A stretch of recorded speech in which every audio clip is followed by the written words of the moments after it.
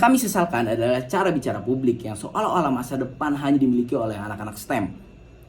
Kata kecil hanya itu masalahnya. Ketika kata itu diulang di sekolah, di media, di brosur beasiswa, bahkan dalam nasihat orang tua, maka pintu lain, filsafat, sejarah, sastra, logika, retorika, komunikasi itu ditutup pelan-pelan.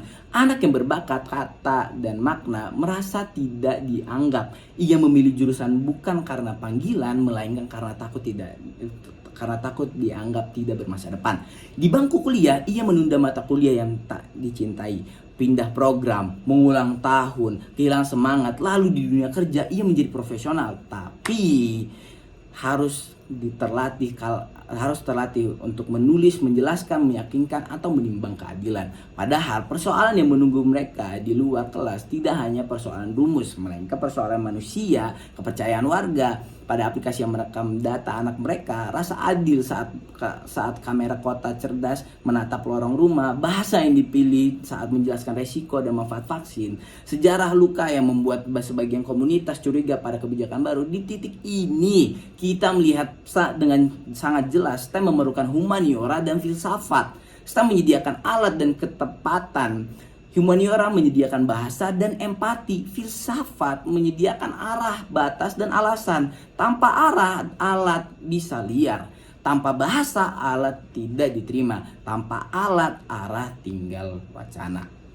Mari kita lihat dari kacamata manusia biasa. Pada level individu, narasi hanya STEM membuat anak salah memilih jalan. Ia mungkin lulus cepat tetapi bekerja tanpa gembira. Ia tidak menemukan puncak bakatnya, maka naik kelas peran pun lebih lambat. Ketika ia perlu memimpin rapat, menulis memo, bernegosiasi, atau merumuskan keputusan yang adil, ia gagap. Bukan karena ia kurang cerdas, melainkan karena otot-otot bernalar dan berbahasa tidak pernah dilatih. Pada level sekolah dan kampus, narasi ini membuat kurikulum miring, dana mengalir deras ke alat, namun kering ke aktivitas yang melatih logika, penulisan, sejarah ilmu, retorika ilmiah, laporan praktikum berhenti di angka.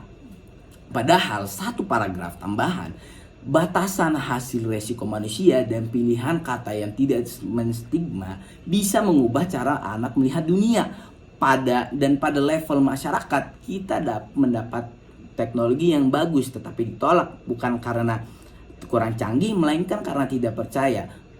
Karena tidak dipercaya, privasi dirasa terganggu, bias terasa mengintai, bahasa dengan menggurui, warga tak merasa diajak bicara. Sekarang mari pindah ke contoh yang dekat. Sebuah tim membuat aplikasi kesehatan sekolah. Akurasinya tinggi, tetapi orang tua enggan mengizinkan data anak diambil. Solusinya tidak muncul dari baris kode tambahan semata. Solusinya lahir dari persetujuan yang ramah, tata kelola data yang adil, bahasa yang menenangkan, dan ruang tanya jawab yang sungguh-sungguh, atau kamera kota yang cerdas.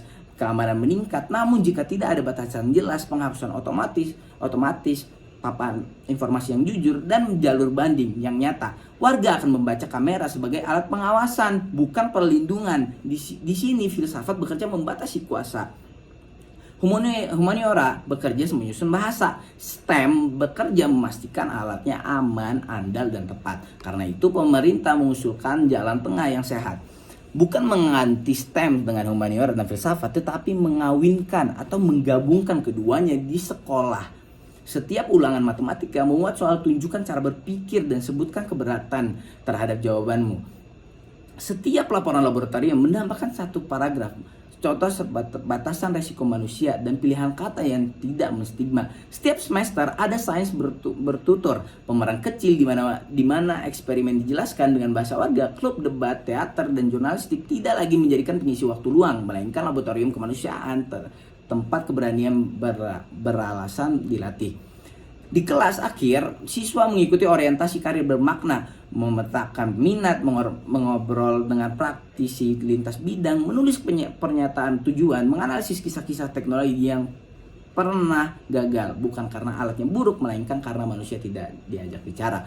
Di perguruan tinggi, di 4 pilar menjadi fondasi bersama satu program: etika, profesi, filsafat ilmu, dan logika, sejarah ilmu dan masyarakat, dan komunikasi ilmiah, serta penulisan kebijakan. Tugas akhir tetap menuntut ketelitian teknis, tetapi wajib disertai lembar etika proyek, peta pemangku kepentingan, rencana komunikasi publik, dan draft kebijakan 2 halaman. Mahasiswa teknis berkolaborasi dengan mahasiswa ilmu sosial dan humaniora. Mereka saling meminjamkan kacamata, yang satu memastikan alat bekerja, yang satunya memastikan alat dimaknai dengan benar. Megang pun dirancang ganda, satu kaki di dunia industri, satu kaki di dunia kebijakan atau komunitas, agar generasi inovasi, 2 bahasa, bahasa sistem dan bahasa manusia. Industri pun bergerak, peran penghubung nilai teknologi menjadi inti bukan tempelan. Peneliti, pengguna, penulis teknis, pengelola teknis, pengelolaan data, perancang kebijakan internal, fasilitator, pelibatan komunitas. Setiap proyek memiliki standar manusiawi, analisis dampak ringkas, rencana komunikasi, mekanisme keluhan dan perbaikan, serta ukuran keadilan sederhana. Hasilnya bukan hanya produk yang berfungsi, melainkan produk yang dipercaya, yang diadopsi tanpa mencah masyarakat.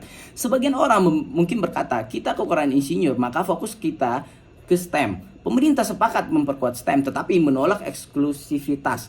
Kita butuh lebih banyak insinyur, sekaligus butuh lebih banyak manusia yang bisa menata alasan, menjelaskan kebijakan, dan membaca luka sejarah.